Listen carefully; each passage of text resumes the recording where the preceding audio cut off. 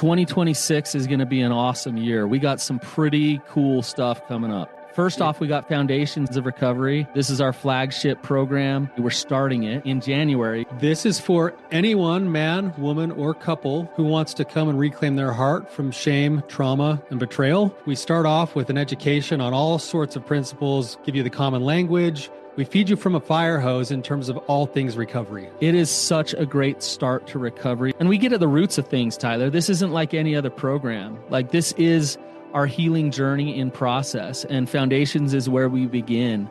If you look at the value that you're getting there to kick off a good recovery with all of the right education, all of the right language, and a team to get you started while also being directed by Brannon and myself through the whole process, what a deal. So if you're interested, if you're struggling, if you've been wanting to do something for a long time, jump into this. This only comes around every so often, and we would love to have you there. Click the link in the description to sign up for it. And to make it even sweeter, we're also including a raffle for a free pass to the Radiant Dawn retreat. Anyone who signs up for Foundations will be added to the raffle for that free Radiant Dawn pass. If you're a man and you sign up for Foundations, your name still gets entered, and you can give that pass away if you win it to any woman that you want to. So what you're saying, Tyler, is if you sign up and participate in Foundations, you could possibly go to Radiant Dawn for free? That's exactly what I'm saying, which is crazy because Foundations by itself is already an insane value. Man, I sound so salesy. But it actually is awesome. So come to Foundations. And even if you don't come to Foundations, sign up for Radiant Dawn. It's beyond therapy, the best healing experiences that you can have. Click the link below and come join us. I hate my personal character flaws. How do I work on changing them? Welcome to the Therapy Brothers podcast. I'm Brannon. I'm Tyler. We're brothers. We're therapists. And we know recovery. Bring your stories, your questions, your successes with real recovery.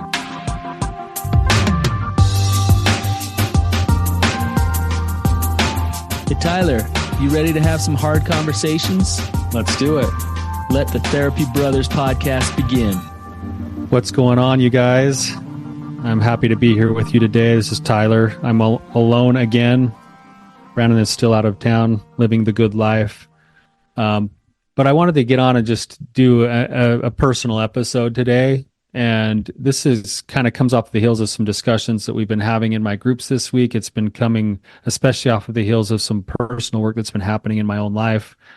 And I think it's pertinent to the process of recovery and can be an actual very frustrating, but also very rewarding part of the process of recovery. So I hope this is going to be helpful today. Before I jump into this, I just want to let you guys know that if you'd like to be on the show, go to therapybros.com. That's therapybros.com. And there's two buttons. You can either ask a question or you can come on the show. I encourage you to come and sign up to be on the show. I think I referenced this a few episodes ago that I messed up on our scheduling and I ended up blocking out times on the show that weren't there. So then I rectified that. So there's actually a few slots that are open right now in the next few weeks, which is usually pretty unlikely. We're usually pretty full. So if you'd like to come on and submit a question, therapybros.com. We would love to have you. Bring any question you want. We love to have discussions with real people. You as callers and as people who ask questions are what actually make this show as beneficial as it is to the people who listen to it. When you act with courage and you come on and share your real stuff, inevitably your stuff is other people's stuff because that's the nature of being human. And so being able to be involved in sharing that to others is also part of your own work, but you'll also get hopefully some benefit by coming on and talking to Brannon and myself. So have you guys ever had this experience? It happens over and over again, and I don't know why I'm continually blindsided by it because it's happened so many times in my life, but somehow I've got a short memory and I get blindsided over and over again. And this happened a few weeks ago, and maybe you guys will relate to this, where you're doing a lot of things. You're doing a lot of work. You realized, maybe you had this addiction, or maybe you're climbing out of the pain of the trauma, and there's some new things on the horizon in terms of like life is starting to stable out and it's starting to get better, and you're actually tasting the fruits of some of the healing that takes place. and you feel like you're doing really, really well with things, only to then have something smack you in the face out of the blue that says, oh, wait a second, I've still got more work to do. Like, oh, I still have that thing that I need to go to work on, or the thing I need to change, or if in my case, these character flaws that are still built into me, no matter how much I have noticed them in the past, no matter how much I've gone to work on them in the past, somehow they rear their head again. And it's like, oh, I still have this flaw in my character. I still want to change. And for me, it's been something along the lines of, at first when things really hit the fan, I was living a life of like pure shame. And the shame was being fueled by this addiction that was going on. And then it all blew open with D-Day. And the primary focus became, I got to figure out how to stop acting out. And so we'll go to work on that. And in my case, it followed really well, kind of the way that the 12 steps work. And it needed to include a surrender to something bigger than myself, an acknowledgement of God, an actual feeling of God's love for me. Those are the first 3 steps. And then it moves into steps 4 through 10, which is kind of like the whole action type step of the repentance process, where you are taking an accounting of your life and you're being honest with yourself and other people. And then you're trying to make amends to people and you're trying to do all of these things. At first, it's like you just feel happy to claw and scratch and figure out how to stay sober or to not have a terrible day. Right. And then you start to grow into a life that's like, hey, maybe it's not just that I'm running from a monster, but maybe I could actually run towards something else, where I could actually be pursuing a life that's better and worth living, and that I'm not ruining other people's lives in the process. And so you make a few other little steps and you start to work on those little sort of, secondary character flaws that have protected your addiction. And, in my case, it was like pure dishonesty or hiding or lying or minimizing or omitting or blaming or whatever else it was. And you go to work on a few of those things and you start to taste more freedom. And then you're walking along in your life having this new taste of a tiny bit of freedom, plus you're not acting out anymore, plus you're not going into hell anymore, plus you're not living in shame all day, every day. And you're like, oh, life is good. Like, I'm really happy with where life is and the direction that it's going. And then something comes out of the blue sideways and smacks you in the face and goes, oh, you're just getting started. Like, there is so much more work to do. Like, and I view it kind of like these plateaus where you climb, and you hit a plateau and you're feeling pretty good. And then something will happen and then you become aware. There's a new awareness that comes along and you're like, I need to work on that too. And something inside of us, I think this is human, is always there that wants us to push to be better. It's built into us. It's part of the human condition. There's a light inside of us, no matter how far we go to try to dim it, that will eventually always rise up that says, you can do better. Like, you can do better.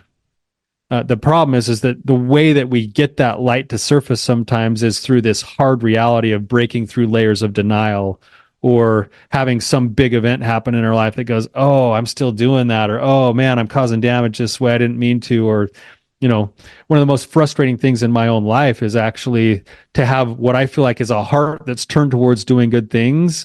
And in the doing of the good things that I think I'm supposed to do, I'm actually damaging and hurting other people because I'm still operating from a place of some of those character flaws.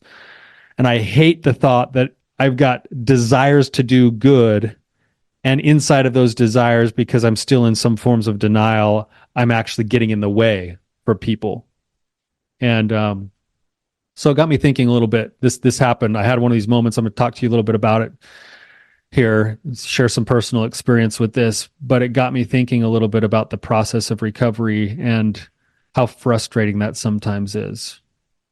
That every one of us has like these character flaws, and a lot of times these character flaws have actually been developed from other parts of our lives where it was adaptive to develop those things, but now it's not adaptive in the current state of life that we're in now, or in my adulthood.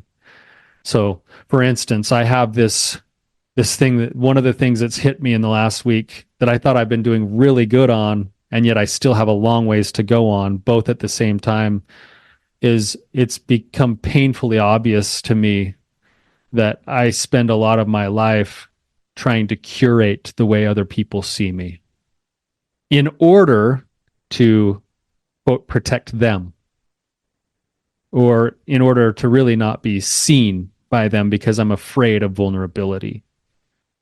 And so now there's that thing that is in my awareness that I do. I curate in order to manage people's feelings and also protect myself. And in doing so, what's the cost? The cost is that I miss out on connection with people that otherwise could be there in depth. The cost is that sometimes I prevent people from being able to grow because I'm trying to manage their feelings all of the time instead of letting them learn how to manage their own thoughts and their own feelings. It it erodes my own sense of self because it doesn't quite feel fully authentic. It doesn't feel fully congruent with the person that I'm trying to be, with the principles that I profess to want to live. It leaves me feeling compromised in some ways. And the hard part about that is that when I become painfully aware of this fact that I'm still doing these things, even though I've been working on them, there's a tendency to want to drop into the place of feeling self-defeated. Like I remember a scripture of, "Oh, wretched man that I am," like when I become aware of these things and I thought I'd been working on them for so long, I want to go into my own default setting of shame. Like, dang, I'm still ruining everything. I'm still bad. I'm still not good enough. I'm still defective. And that doesn't help. The pathway forward actually includes a growth mindset with self-compassion and a recommitment towards continued change rather than just the awareness and the shame of it all. So got me thinking a little bit about step 6 and 7. I want to share just a couple of thoughts with you, and I maybe have you think about your own lives in this kind of realm of what are the things you're working on actively in your life right now, and maybe what are some of the things that are just under the surface that haven't been blown open yet, but will be soon. And this comes from the White Book, step 6 and 7. Step 6, we're entirely ready to have God remove all these defects of character. And 7, humbly ask him to remove our shortcomings. So this is the very first part of this chapter. That's on page 115. It says, if we're on the right road, there inevitably comes a time when we cry out to God, I'm tired of this defect. I want to be free of it. Please take it away. The recurring distress as it causes us, not to mention others, gets progressively more acute until it outweighs whatever pleasure or false support it was providing. This humble realization, this moment of clarity, usually illuminates one defect at a time. It is the essence of step 6 and 7. Oh, wretched man that I am. God, please take this from me. And there's actually 3. So it says usually one at a time. I had 3 hit me, but they all kind of overlap with each other in the last few weeks. And I want to talk with you about maybe what they are in hopes that they'll be helpful to you as you think about this process of step 6 and 7. So the first one is that I curate things. I manage other people's feelings, and I try to perform in ways that I think they want me to perform in order to keep them happy, rather than sometimes just being real and truthful and honest and letting the chips fall where they're going to fall. I came to realize, and it's been smacking me in the face multiple times and from multiple angles, that I get in God's way all the time. I cast too large of a shadow. So imagine the sunlight, and the sunlight coming from a certain angle, and it absorbs into me, and I want to be the one who turns around and shares the sunshine with other people, and that's what I try to do in my work and in my living, when in reality sometimes the best thing that I could do is get out of the way and let my clients, let my kids, let my family, let the ones that I love actually have their own relationship and wrestle with their own higher power in the sunlight, rather than me needing to be the answer.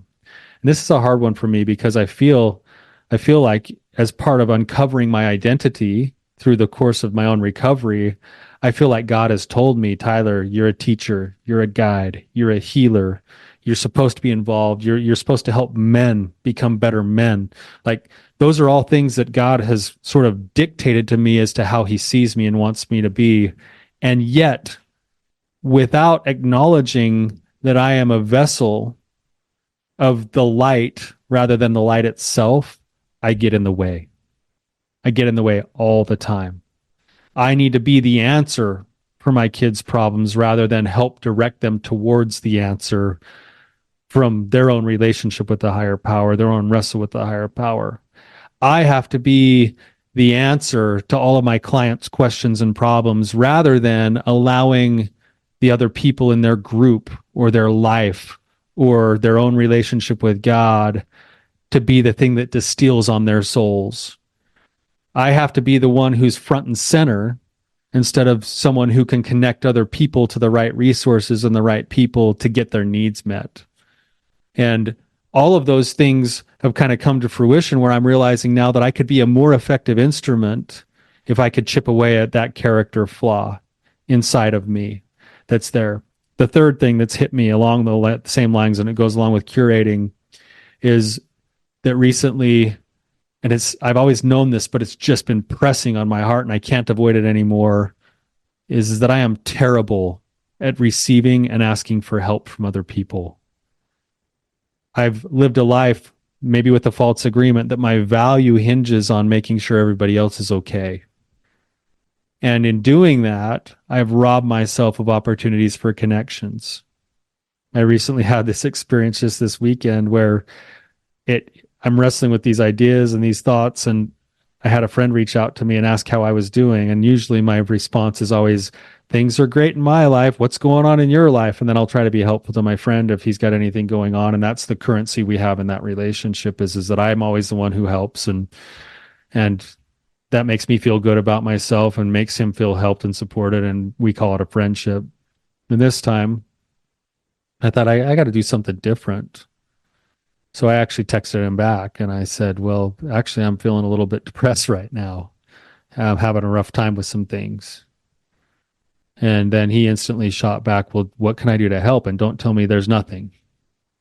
And I said, well, maybe we could go fishing, this weekend or something for a couple of hours. And he, of course, I know his life's busy. I know that he, probably was the last thing he wanted was to be like, oh man, I got to clear half a day to go hang out with Tyler. But he did it. And we were driving in the car and he said, what's going on? Tell me about how you've been feeling down. And that opened the door for me to actually practice this vulnerability of, man, these are the places where I'm struggling. These are the awarenesses of things that I need to work on that I feel like a hypocrite over. These are the ways that I'm feeling compromised. This is the shame that I've been trying to fight and deal with. And I know it's shame, but it's still there and I'm still trying to wrestle with it.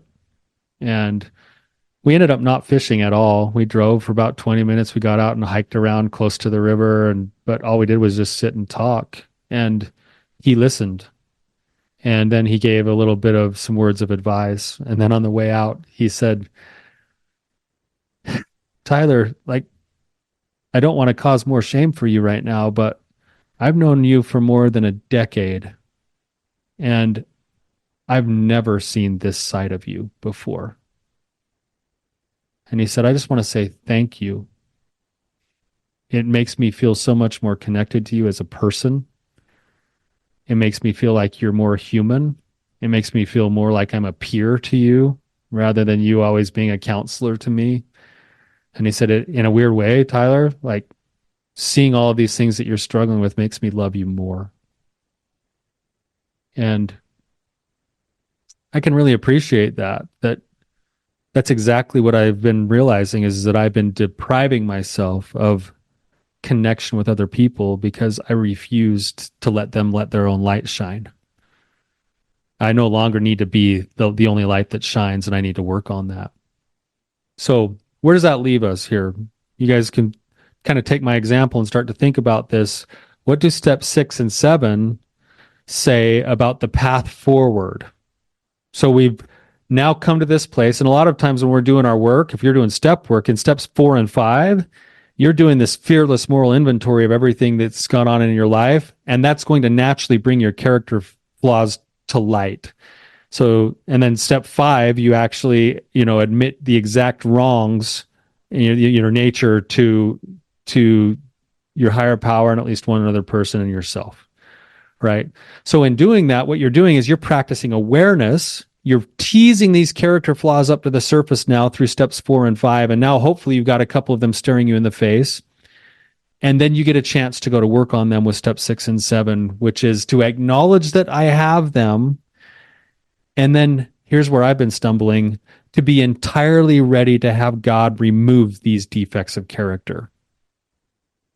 And then humbly ask him to remove my shortcomings. I'm so big on accountability that I often forget the step of asking a higher power for help. It doesn't mean that I don't still have accountability, because even in step 6 and 7 here, it talks about that it's the process of recognition and awareness, surrender over again, and then action. It says we ask God to remove our defects, but we start taking actions required for, this is a scriptural reference, faith without action is dead. So we're exercising faith by recognizing our flaws, taking them to God, asking him to remove them, and then taking action towards a new life with those things being removed.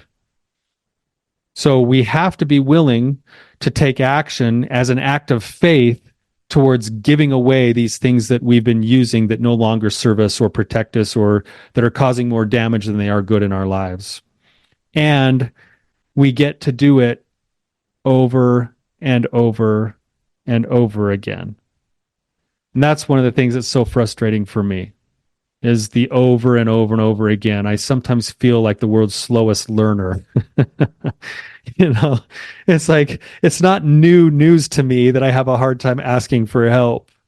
That's been in somewhere rolling around between the front of my mind and the subconscious of my mind for multiple years now. But for some reason now it's hitting me that it needs to change. And I'm going to go to work on it, and I'm going to work on it, and I'm going to work on it, and I'm going to surrender it. And sometimes I'm going to have to work on it retroactively, because sometimes I won't know that I'm doing it until I catch myself either in the act of doing it or in the aftermath of having done it. But wherever I catch myself, wherever that flaw in my character becomes manifest again and I become conscious of it, I am going to acknowledge it. I'm going to reach out to a higher power and ask for it to be removed. And then I'm going to look at my situation and take direct action to living differently than the way I have been. So in this case, if I have a problem asking for help, I ask for help this time. If I don't catch it until after I've turned down the help, then what I need to do is I need to actually call my friend back up and say, hey, actually, I lied to you. I do need some help. Wherever I become aware of it, maybe, this other thing of like curating the way that I look, maybe I don't notice it until the aftermath with somebody that I'm talking to. Well, then my action, once I recognize it, is to offer to give it back to God, make a commitment towards that change, and then take the action and call somebody up and say, hey, I actually showed up a little inauthentically with you today. This is maybe more of what I was thinking and feeling. And that will be scary. It's an act of courage, but it is the pathway forward if we want to overcome these defects. And what's been cool to me is over the years of doing this, if I have the right mindset, I've actually noticed extreme amounts of growth, chipping away at all these character flaws. And then I look in front of me and I see all of the flaws that I have yet to go on. And sometimes it maybe feels a little bit overwhelming. But if we submit to that process over and over again, recognition, surrender, action, repetition, the little things make massive changes. It's the smallest things move mountains, and that's been the experience in my own life and in my own clients' lives that I see, is if they'll commit to that process over and over again, and whatever it is they're working on. I have a character flaw of an unforgiving heart. Okay, well, where do I start? I start when I recognize that I'm in hell because I can't forgive. all right, now that I'm in a non-forgiving state, but I want to remove that flaw, I need to take that to God and say, God, please help me. I want to give this away. And then after I do that, I'm going to let it settle in my heart. And then I might have to go and offer forgiveness to somebody, or I might have to journal the practice of giving away forgiveness, or I might actually have to open my body posture and practice giving it away. Whatever it is that's the right thing to do in that moment. And then 3 days later, when the same person comes to my mind, or maybe they do something stupid again, and I find myself with an unforgiving heart, I'm judging them for all of the wrongs that they've done, and I'm noticing that I'm in a ton of pain as a result of that, then I'm going to redo it over and over again. And by small and simple things, great things come to pass. And eventually I can become someone who can have a strength at forgiving because I've practiced it so much. Think of your own struggles right now. It's not just about climbing out of the hole of an addiction. Like the addiction itself, that's the fruit of a plant that runs way deeper. And the leaves and the roots are the things that we're actually going to work on. And some of those leaves and roots are those character flaws that have allowed us to be stuck and trapped in addiction. It's a gift every day when somebody, a friend or a spouse or a child somehow hits a nerve that brings to light your character flaw. It's a gift because it's one of those things that as you go to work doing another repetition on recognition, surrender, and action, it will eventually chip itself off. It smooths away the edges.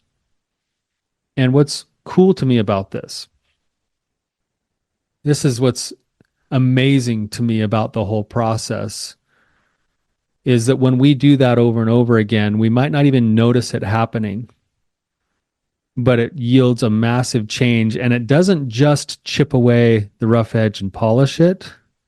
It actually adds to the overall finished product of who we're becoming. And in many, many cases, the very flaws that we have, that we hate ourselves for, that we feel compromised by, that we struggle with to overcome, that we can't seem to stop doing or stop engaging in or get rid of, when we go to war on those things with ourselves, when we actually put in the effort to make those changes, they not only eventually chip away, they become part of our strengths. When we turn our lives back to God, God will make of us much more than we can make of ourselves.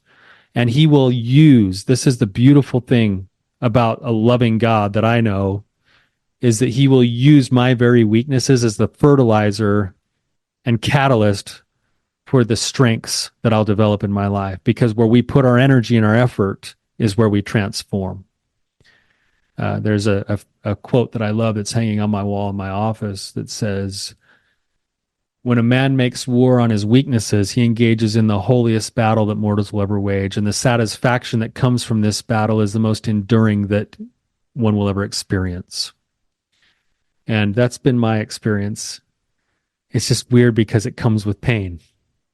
It comes with that recognition of where I'm compromised, my need to make continued changes, my need to take a look at those things over and over again. And when they come up, to be willing to accept them, willing to give them away, and then willing to go to work on them. So, challenge for you guys today is to think about that in your own lives, wherever you're at in your own recovery journey. Maybe it's just sobriety. Go to war in that.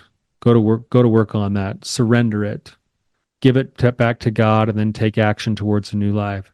Maybe you're a little bit further up the ladder now, and you don't really have to worry day to day about sobriety. I hope that's the case for many of you.